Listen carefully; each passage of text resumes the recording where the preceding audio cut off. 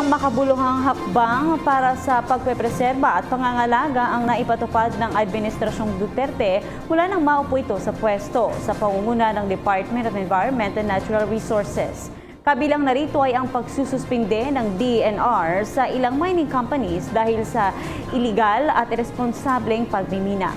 May report ang aming kasama, si Sweden Velado.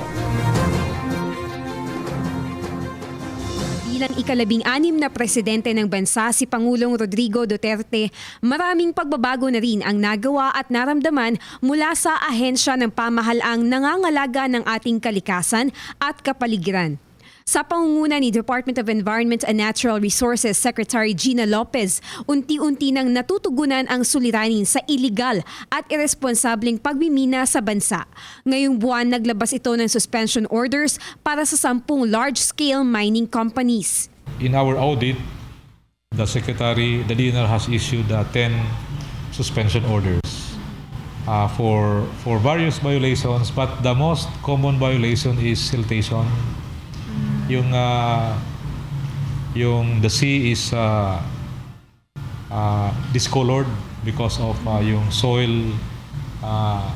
carried by water, then contaminating the coastal waters. Mayroong 16 na magkakaibang team mula sa iba't ibang rehiyon ang ahensya na gumawa ng mining audit sa mga kumpanya. Ilan sa mga nasa checklist at ininspeksyon nila ang mining safety, health safety, social development at reforestation. The audit is something that is serious. Kasi you just can't issue a suspension order out of the blue. Meron ka talagang basis. And so the industry is seeing now that the DENR will really enforce the audit and then penalize those who violate. Ayon kay Environment Senior Undersecretary Leo Hasareno, pangunahing layunin ng mga programa ng DENR ngayon sa ilalim ni Secretary Lopez ay pagtiyak sa mabuting kapakanan ng mamamayan at malaking bagay aniya ang suporta ng Pangulo sa kanila para magdala ng mabubuting pagbabago sa bansa. Makakaasa aniya ang gobyerno na patuloy silang magiging partner for change nito.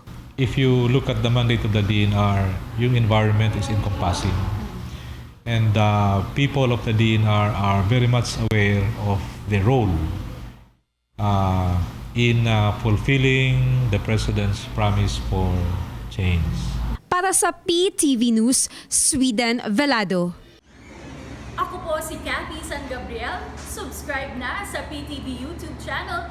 I-click lang po ang subscribe button.